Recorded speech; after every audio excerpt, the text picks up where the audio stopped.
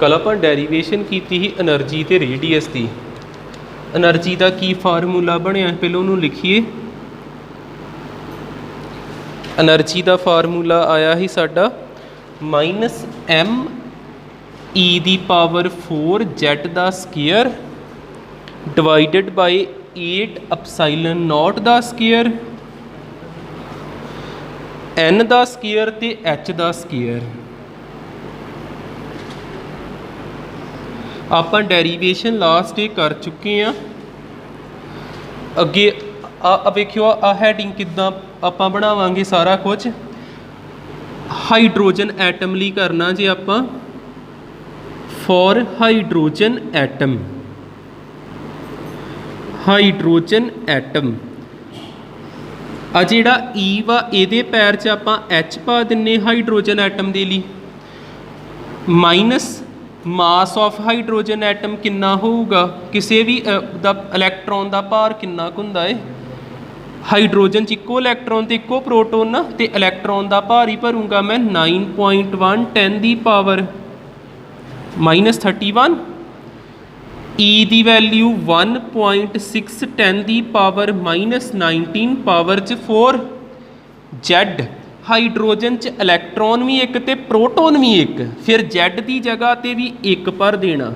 Z का मतलब number of proton divided by 8 उस तरह ε0 8.85 इंटू 10 की पावर -11 द स्केयर, एच 6.626 10 की पावर -34 द स्केयर। तो एन जिहड़ा ये बदलता जाऊगा, एन ने वेरी करना, इन्हों उदा रहता। तो आ सारे जदों सॉल्व किए कितना आंसर आया 13.6। पूरे आ नंबर सॉल्व करके 13.6 हेठां की आ एन का स्केयर, तो ये एनर्जी कच लिखी दी इलैक्ट्रोवोल्ट विच, ये एनर्जी आ गई हाइड्रोजन एटम की। ठीक है, ये तो हुण आपां ग्राफ ड्रा करना जी।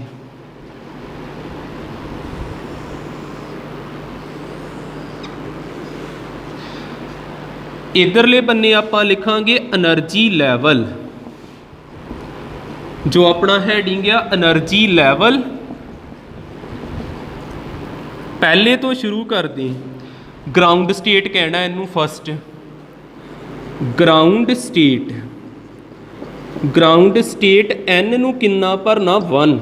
आ जिहड़ा भी साडा फार्मूला बनया इच वैल्यूज़ भरी जानियां एन दियां। इत्थे मैं फस्ट एनर्जी लैवल E1 लिख दिना, एन नू किन्ना भरिया आपां 1 भरांगे। 1 का स्केयर 1 ही हुंदा, तो 1 ने डिवाइड करके उन्ना रहन देना। किन्ना आंसर आ गया -13.6 इलैक्ट्रोवोल्ट। इस पॉइंट ते लिख देंगे -13.6 इलैक्ट्रोवोल्ट E1 आ गया। पहला पॉइंट क्लीयर होया। हुण एन नू बदलीए दूजे शैल च पहुँचीए, एन की जगह तो इत्थे 2 भरीए, E2 किन्ना आ जाऊगा -13.6 ते हेठा 2 भरता, 2 का स्केयर 4 -13.6 2 का स्केयर 4 हो गया, 4 1 जा 4 3 जा 12 पॉइंट 4 4 जा 16 -3.4 EV इलैक्ट्रोवोल्ट। -3.4 इत्थे उपर आऊगा तो ज़्यादा ही है ना, 13 जिहड़ा माइनस च छोटा हुंदा, ये तो उपर आना -3.4 इलैक्ट्रोवोल्ट। ये E2 आ गया। इत्थे गैप इन्हां च ज़्यादा ही हुंदा है, क्योंकि 13 तो किन्ना अगे जाके आना -3.4 इलैक्ट्रोवोल्ट। जदों एन किन्ना भरिया ही 1, फिर एन किन्ना भरीए N1 नहीं सॉरी एन किन्ना भरिया ही 2। हुण आपां N3 भर के वेने E3 किन्ना आऊगा। एन नू जदों 3 भरिया फार्मूले च, इस फार्मूले च 3 का स्केयर किन्ना हो जाना 9, 13.6 बाय 9, 9 1 जा 9, किन्ने बच जाते 4, 46 हो गया, 9 5 जा 45, एक बच गया, 0 लाया तो 9 1 जा 9, यह आ जाना 1.51। -1 पॉइंट हुण 3 तो थोड़ा क गैप ही रह गया ना, जिद्दां 13 तो 3 तक गए 10 क दा गैप आ। हुण 3 तो कित्थे जाना 1 तक, इत्थे इन्ना क गैप बना दिंने आपां E3 -1.51 इलैक्ट्रोवोल्ट। जदों किन्ना भरिया ही N आपां 3 भरिया है। आ गैप घटी जाना, पहलों ज़्यादा हुंदा फिर घट फिर होर घट इत्थे पूरा कलैप्स जिहा ही कर जांदा। N किन्ना भरीए 4, एक होर चैक कर लेने, जदों 4 भरांगे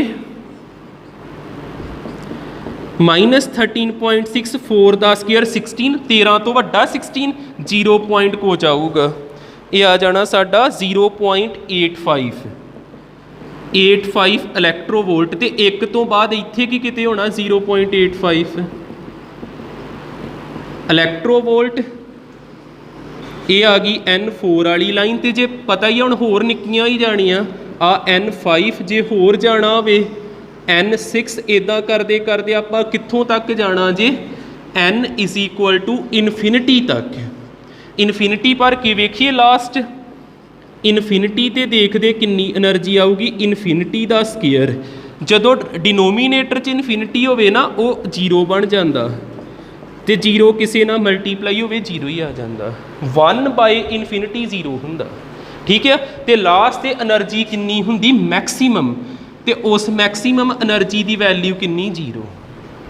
आ मिनीमम आ नैगेटिव दे विच, आ वधी एनर्जी फिर वधी 0 तक पहुँच गई। इन्ना क्लीयर हो गया। ठीक है, ये एनर्जी लैवल हो गए। हुण आपां पढ़ांगे एटॉमिक स्पैक्ट्रा की हुंदा, इन्ना ड्रा करियो।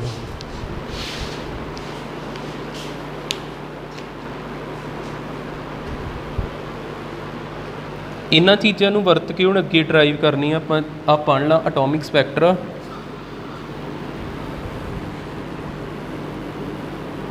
हैडिंग ला लो explanation of atomic spectra.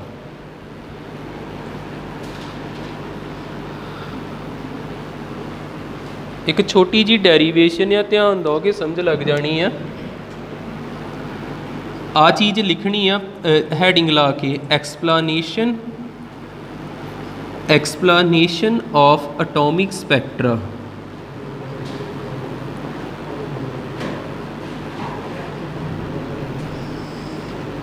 Explanation of atomic spectra. हुण एनर्जी जिहड़ी आ ये किस शैल दी है, -ME4 Z दा स्केयर 8 एप्सिलॉन नॉट दा स्केयर H दा स्केयर ते N दा स्केयर। ये जिहड़ी एनर्जी दी इक्वेशन आ ये किसी एक शैल दी नहीं आ, 1 दी 2 दी 3 दी, ये सब नूं रिप्रजेंट करती पई। फिर ये N शैल्स ली आ ते इत्थे की पा दईए EN। तो होर सानू किहड़ी गल दिमाग च रहनी चाहिए आ, जिद्दां आ न्यूक्लीयस आ, उस तो बाद पहला शैल आउंदा जिन्हों आप इदा स्ट्रेट लाइन बनाई आ, फिर अगला शैल आउंदा, इदां करदे करदे शैल बनते जाते हैं। जे इलैक्ट्रॉन जंप करके उपर जाता ग्राउंड स्टेट तो कित्थे जाता एक्साइटिड स्टेट विच, कोई ना कोई इन्हें एनर्जी अबजॉर्ब की तां ही गया ना। एनर्जी इन्हें की कीती आ अबजॉर्ब तो जदों ये वापस आऊगा फिर उस स्टेट ते वो एनर्जी नूं अमिट करूगा। जिन्नी एनर्जी इन्हें अबजॉर्ब की होंदी उही एनर्जी की कर दिंदा अमिट। जिद्दां इन्हें एनर्जी अबजॉर्ब की H न्यू तो अमिट भी किन्नी करूगा H न्यू। इन्ना समझ लगदा? दसो आ गल क्लीयर हुई है? ठीक है। एक मैं इत्थे कहण की डिया वां, जदों एक्साइटिड तो वापस कित्थे आउणा ग्राउंड स्टेट ते इन्हें अपने विचों H न्यू एनर्जी बाहर कढ देनी। एक्साइटिड स्टेट नूं आपां किहड़ा सिंबल दईए, एक नूं आपां EI लिख लेने जो बुक ते आ, एक नूं EK लिख लेने।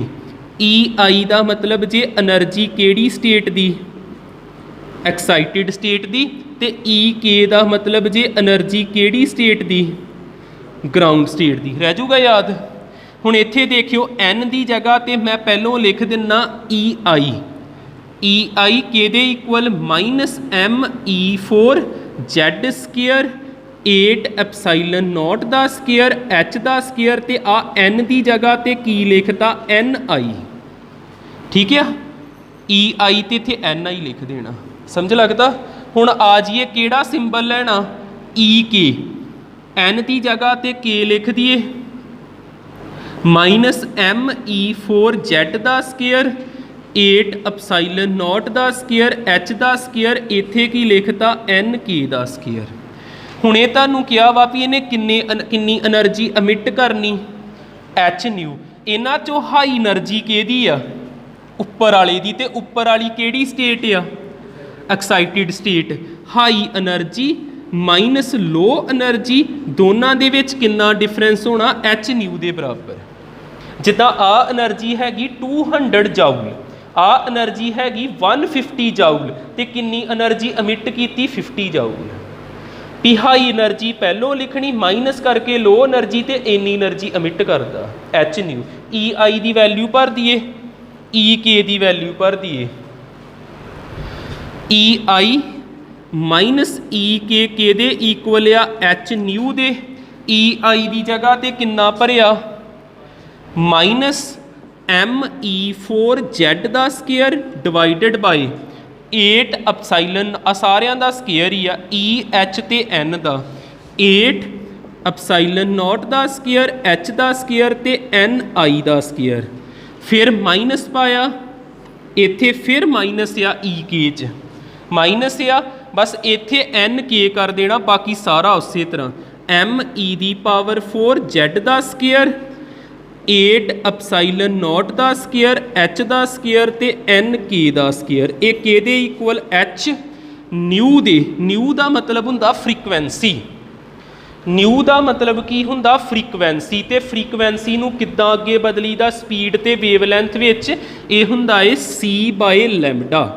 सी का मतलब स्पीड ऑफ लाइट, लैमडा का मतलब वेवलैंथ। न्यू नूं सी बाय लैमडा लिख सकते, ठीक है। न्यू का फार्मूला की हुंदा सी बाय लैमडा।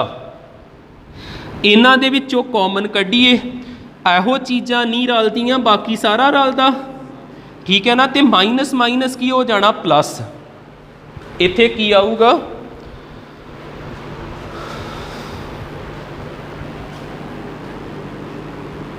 नोट कर ही लो इन्ना।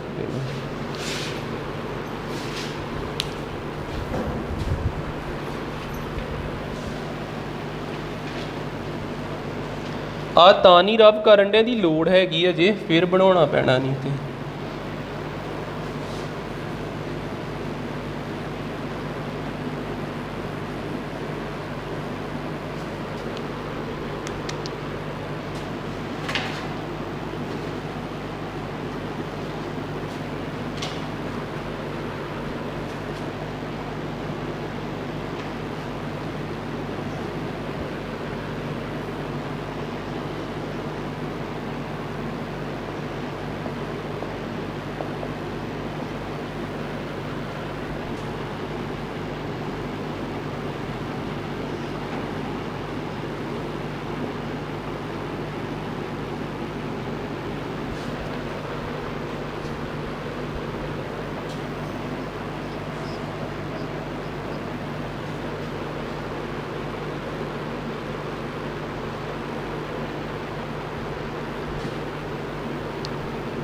इधर एक चीज़ सुनियो, बाद तुहानूं पता नहीं लगना। इत्थे देखो एक माइनस का एक प्लस का, भी इत्थे गलती ना हो, प्लस वाला पहलों लिख लीए, ठीक है। की आ जाऊगा एम ई दी पावर 4 Z का स्केयर 8 एप्सिलॉन नॉट का स्केयर, एच का स्केयर ते एन के का स्केयर, फिर माइनस वाला लिख लेना, ठीक है। फिर मैं कॉमन ही कढ़ना, बाकी तुसीं आ कर लो ना चिर।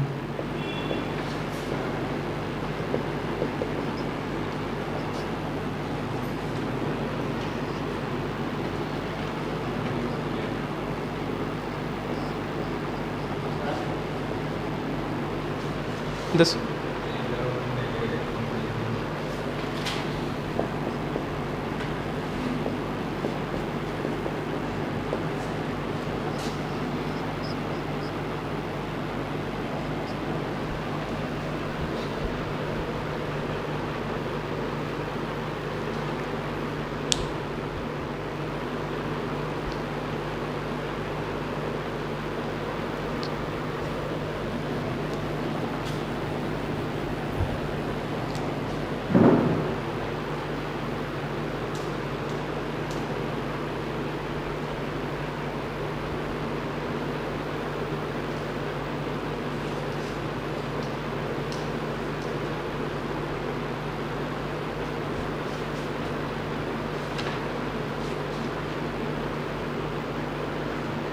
कर लिया इन्हें नोट।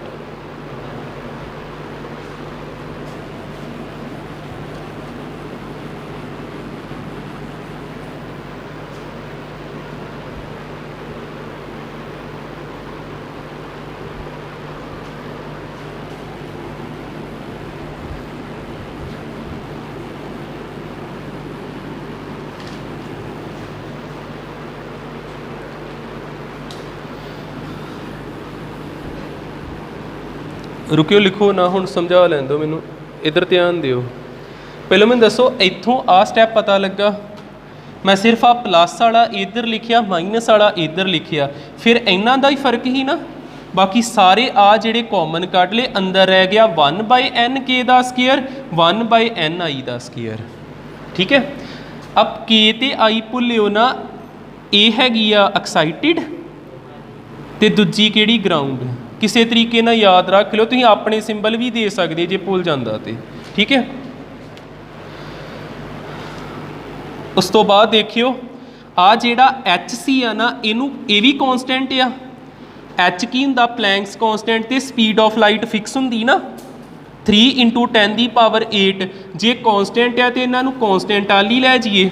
इत्थे की बच जू 1, हेठां की बच गया लैमडा m⁴ z दा स्केयर 8 ε0 दा स्केयर, एच स्केयर ही तो एक एच होर आ गया h³ ते नाल किनू लाता c नू 1/n k दा स्केयर ni दा स्केयर।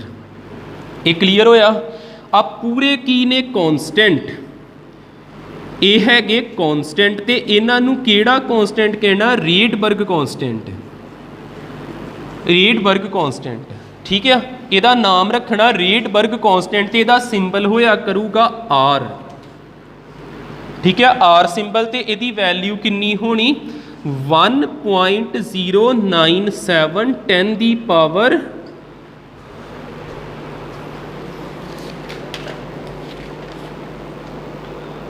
1.097 10 दी पावर 7 मीटर इनवर्स ਇਹਦਾ यूनिट ਹੁੰਦਾ जी। ठीक है, तो सिंपल आर भी पा सकते हैं, आर की वैल्यू इन्नी होंगी तो इत्थे आर लिख दिए 1/λ आर 1/n k दा स्केयर 1/ni दा स्केयर।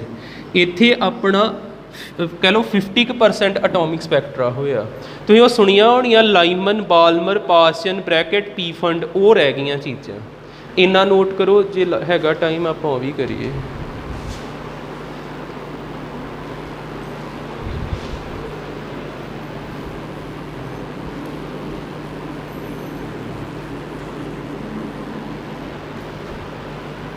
हुण इस तो स्टार्टिंग होनी है अपनी,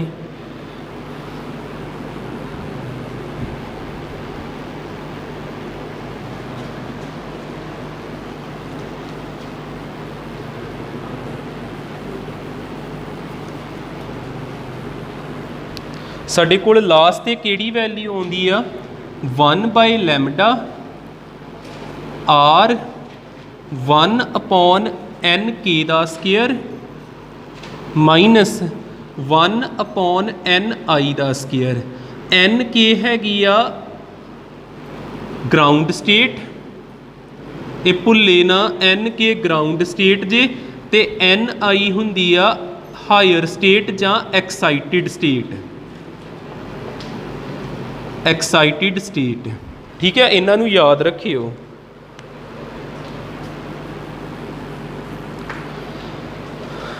देखियो जिद्दां आ ग्राउंड स्टेट आ, इलैक्ट्रॉन जिहड़ा इत्थों जंप करके इत्थे पहुँच गया ही, जां कह लो इत्थों जंप करके एंड ते पहुँच गया पूरा, फिर इन्हें इत्थे डिगना आण के, जे इत्थे डिगदा वा इनू कहीदा लाइमन सीरीज।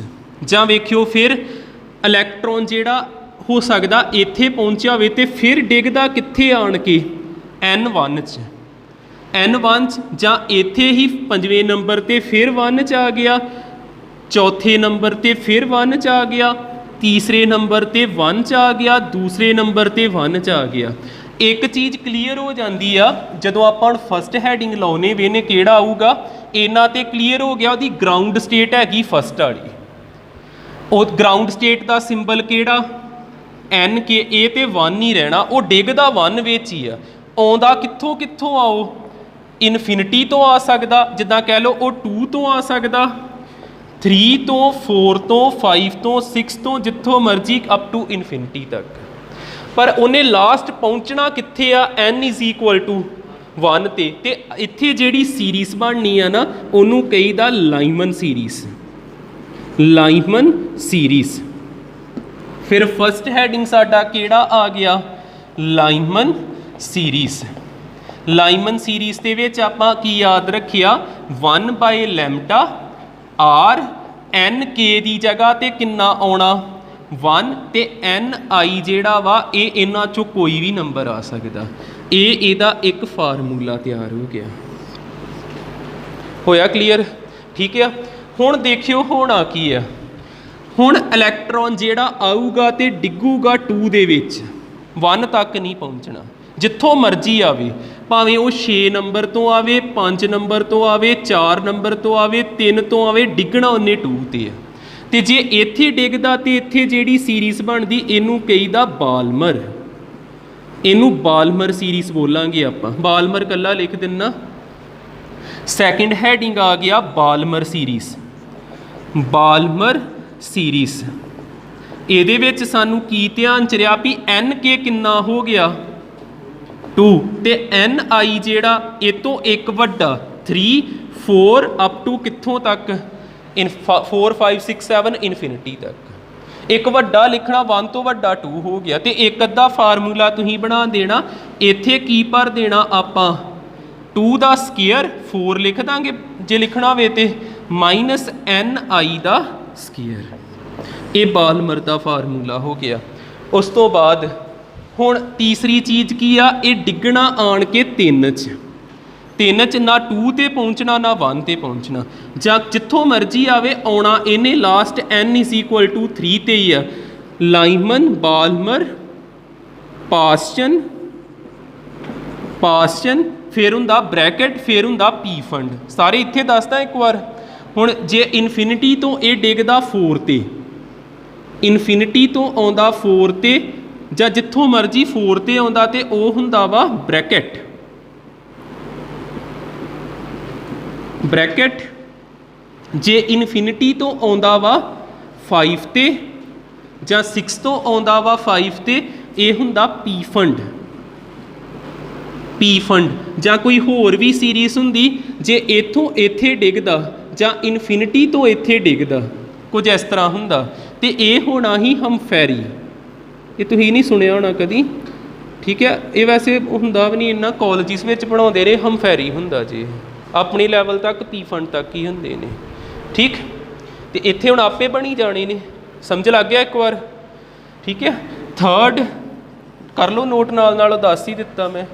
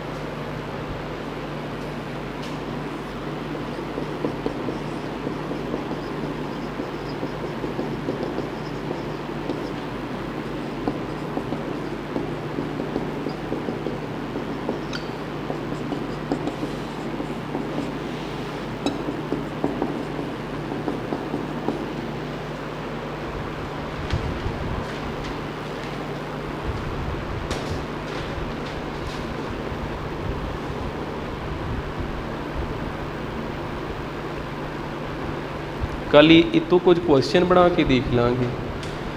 ਅੱਜ ਲਈ ਇੰਨਾ ਕਰ ਲਓ।